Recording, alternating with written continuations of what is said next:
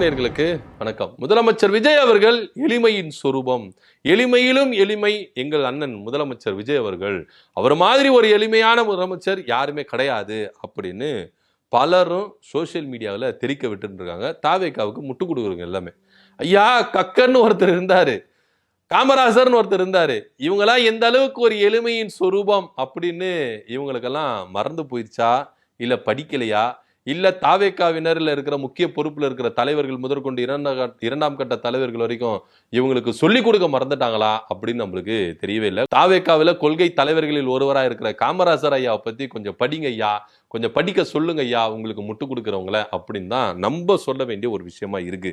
ஏன்னா அந்த மனுஷெல்லாம் எந்த அளவுக்கு எளிமையின் சொரூபமா இருந்தாரு. தன்னுடைய குடும்பத்துல அவங்க அம்மா கஷ்டப்படும் போது கூட அரசாங்கத்திலிருந்து வருகிற ஒரு உதவி கூட துஷ்பிரயோகமா உங்களுக்கு போகக்கூடாது.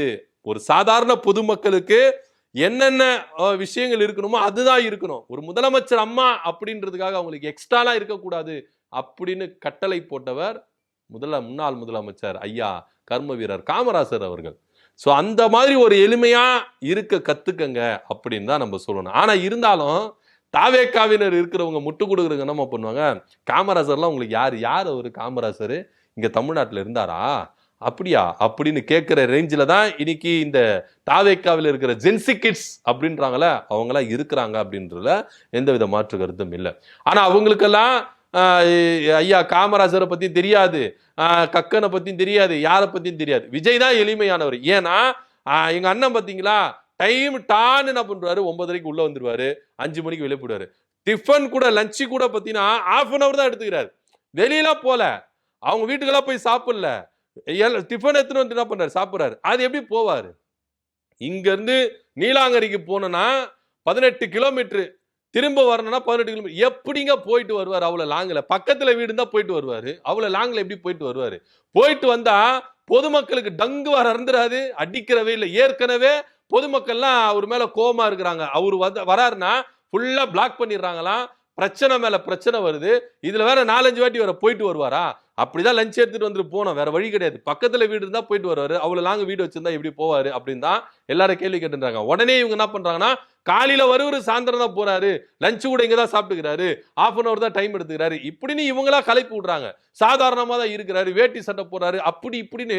எங்க ஆளு வந்து பாத்தீங்கன்னா ரொம்ப சொரூபம், எளிமையின் சொரூபம், வசதியெல்லாம் எதிர்பார்க்கறதே கிடையாது அப்படின்னு தான் சொல்லுவாங்க. ஆனா வசதி மேல வசதி, சொகுசு மேல சொகுசு அப்படின்ற ஒரு விஷயத்த விஜய் அவர்கள் கையில் எடுத்தார் அப்படின்றதுல எந்தவித மாற்று கருத்து இல்லை.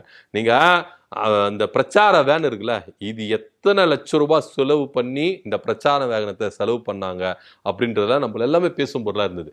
வீட்டை விட்டு வெளியே வர மாட்டேங்கிறாரு, போராட்ட காலத்துக்கு வர மாட்டேங்கிறாரு, போராடுறவங்களை கூட இவர் வீட்டுக்கு தான் கூட்டின்னு வராரு, ஏன்னா சொகுசா இது பண்ணிட்டாரு இப்படின்னு பல விமர்சனங்கள் விஜய் மேல முன்வைக்கப்பட்டது. ஆனா இப்போ தலைமைச் செயலகத்துல இந்த நாற்காலி, கட்ட நாற்காலி இருக்குல்ல, மர நாற்காலி இருக்குல்ல, அது எனக்கு வேண்டாங்க, பேக் பெயின் ஓவரா வருது, அதனால வந்து குஷன் சேரை கொண்டு வாங்க அப்படின்னு சொல்லிட்டு ரொம்ப சொகுசு சேரை வந்து என்ன பண்ணிருக்காங்க போட்டிருக்காங்க. இதோட ரேட்டு பாத்தீங்கன்னா கிட்டத்தட்ட 1 லட்ச ரூபாய் கிட்ட வருது அப்படின்னு சொல்றாங்க. இது மாத்திரம் இல்லாம இன்னொரு சிஎம்முக்கு இது மாதிரி ஒரு பேச்சுகள் அடிபட்டது சேர் மாத்துறதுக்காக. டெல்லியில ரேகா குப்தா இருக்காங்கல்ல முதலமைச்சர், அவங்க கூட தன்னுடைய சேரை மாத்தி இது மாதிரி தான் ஒரு குஷன் சேர் என்ன பண்ணிருக்காங்க போட்டிருக்காங்க. ஸோ அப்பவும் பேசும் பொருளாயிடுச்சு. இப்போ இங்க விஜய் அவர்கள் ஓகே, அது அவருடைய அலுவலகம், அவர் இந்த சேர் போடுறாரு, எந்த சேர் போடுறாரோ, சோபா போட்டுக்கிறாரோ, எது போட்டுக்கிறாரோ அது அவருடைய விருப்பம். பாயை கூட போட்டு கீழே உக்காரட்டும், அது அவருடைய விருப்பம், அதுல எந்த வித மாற்று கருத்து இல்லை. ஆனா இங்க ஏன் தெரியுமா இந்த மாதிரி ஒரு பேசும் பொருள், அது உங்களுக்கு சார்ந்தவர்கள், உங்களுக்கு கூட இருக்கிறவங்க எல்லாருமே என்ன பண்றாங்க, உங்களுக்கு முட்டு கொடுக்குறாங்களே, எங்க அண்ணன் எளிமையானது. உங்க அண்ணன் எளிமையை பாருங்க, கிட்டத்தட்ட 1 லட்ச ரூபா சேரை கொடுத்து என்ன பண்றாரு, வாங்கி உக்காந்து இருக்காரு. உங்க அண்ணன் எளிமையை பார்த்துக்கங்க, எவ்வளவு சொகுசா இருக்கிறாரு பாத்தீங்களா, எந்த அளவுக்கு ஒரு சொகுசான ஒரு சேரை வாங்கியிருக்காரு. இதுக்கு முன்னாடி இருந்த முதலமைச்சர்கள் எல்லாருமே அந்த சேர்ல தான் உட்கார்ந்து இருக்கிறாங்க, அந்த சேர்ல தான் என்ன பண்ணிருக்காங்க, எல்லாமே பண்ணிருக்கிறாங்க. ஆனா இவர் மட்டும் வந்து என்ன பண்றாரு, சேரை மாத்துறாரு. அது மாத்திரம் இல்லாம இந்த சேர்ல டவல் போடுவாங்கல்ல, இந்த நடைமுறைய மாத்தி இருக்கிறாரு அப்படி இப்படின்னு சொன்னாங்க. அந்த நடைமுறையை மாத்தி இருக்கிறது இருக்கட்டும், சேரையே மாத்திட்டாரப்பா உங்க ஆளு. அத பேசுங்கப்பா, அத பேசுற. சேர் மேல இந்த துண்டை மாத்துந்த பெருசா பேசுறீங்களே, இன்னைக்கு சேரையே மாத்தி இருக்கிறாரு. அதுக்கு என்ன பண்ண போறீங்க? அத முதல்ல பேசுங்க. சேர்ல இருக்கிற துண்டை மாத்துறதுல மாற்றம், சேரையே மாத்துறாரு பாருங்க, அதுதான் மாற்றம், பெரிய ஏமாற்றம் அப்படின்னு எல்லாரும் என்ன பண்றாங்க, பேசிக்கிறாங்க. இப்போ விஜய் அவர்களுக்கு எல்லாமே சொகுசா தான் இருக்குது. அதனால அவர் எல்லாமே சொகுசா தான் தனக்குன்னு என்ன பண்ணிக்கிறாரு, மாத்திக்கிறத இங்க நம்ம பார்க்கிறோம். ஸோ என்னதான் இருந்தாலும் சொகுசு வாழ்க்கையை விட்டுட்டு விஜய் அவர்கள் வரவில்லை. அவர் சினிமா நடிக்கும் போது கூட சொகுசு வாழ்க்கை தான் அங்க இருந்தாரு. அது மாத்திரம் இல்லாம அவர் இந்த பதவி ஏற்ற பிறகு கஷ்டம், நான் எவ்வளவு கஷ்டப்பட்டேன், சாப்பாட்டுக்கு ஒருவேளை சாப்பாட்டுக்கு கஷ்டப்பட்டேன் அப்படின்னு சொன்னார்ல, அது எல்லாமே சுத்த பொய் அப்படின்றதெல்லாம் அந்த டைம்லயே எல்லாருமே தோல் உரிச்சு காமிச்சிட்டாங்க. ஸோ விஜய் அவர்கள் பிறக்கும் பொழுதே வசதியா தான் இருந்தாரு. அவங்க அப்பா வந்து டைரக்டர் துறையில அதிகமா சம்பாதிச்சிட்டு இருந்தாரு அப்படின்லாம் சொல்றாங்க. ஸோ அப்படி இருக்கும்போது எல்லாத்திலும் சொகுசு லைஃப் தான் பண்ணியிருக்காரு விஜய் அவர்கள். இது பண்ணியிருக்காரு, மக்களுக்காக ஒரு போராட்டத்தை பண்ணி இவர் வந்து மக்களோட மக்களா நின்று இருந்திருக்கிறாரா அப்படின்னா கிடையவே கிடையாது. அந்த பஸ்ஸில் அந்த பிரச்சாரத்தில் வேனில் வந்தாரு கூட, அது கூட எந்த அளவுக்கு ஒரு சொகுசான ஒரு வேன் அப்படின்றது எல்லாமே நம்மளுக்கு எல்லாமே தெரியும். ஸோ சொகுசை மட்டுமே விஜய் அவர்கள் என்ன பண்ணியிருக்கிறாரு, இங்க அனுபவிச்சுட்டு இருக்கிறாரு அப்படின்றதுல எந்தவித மாற்று கருத்தும் இல்லை. இவர் ஏழையின் எளிய ரூபம், எளியவர்களின் சொரூபம் அப்படின்று சொல்றதெல்லாம் அறந்த பழசு, சுத்த பொய் அப்படின்றது தான் வெட்ட வெளிச்சமா இருக்கு. யாரெல்லாம் விஜய் அவர்களுக்கு முட்டு கொடுத்தாங்களோ இன்னைக்கு விஜய்க்கு ஆப்போசிட்டாவே எழுப்பி இருக்கிறாங்க. ஏன்னா அவருடைய செயல்பாடுகள் ஒன்னொன்னுமே, ஏன்னா விஜய் அவர்கள் செய்யறத வச்சு இவங்க என்ன பண்றாங்க, ஓவர் எக்ஸ்ட்ரீம் லெவல்ல என்ன பண்றாங்க, விஜய்க்கு ஓவரா முட்டு கொடுத்துறாங்க. ஆனா விஜய் இன்னைக்கு குஷன் சேர் போட்டு உக்காந்து இருக்கிறாரு அப்படின்னு ஒன்னே எல்லா மூஞ்சி தொங்கி போயிருச்சு. எதுக்குப்பா இவருக்கு நம்ம முட்டு கொடுக்கணும், நம்ம இவர் ஒன்னு செய்யறாரு அப்படின்னு சொல்லிட்டு நம்ம ஓவரா என்ன பண்றோம், முட்டு கொடுத்துறோம்.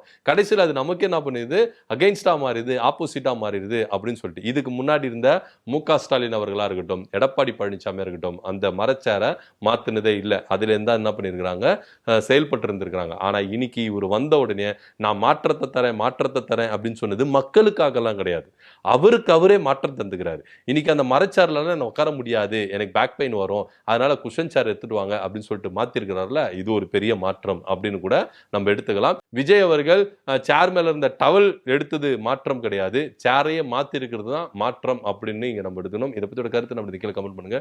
நன்றி, வணக்கம்.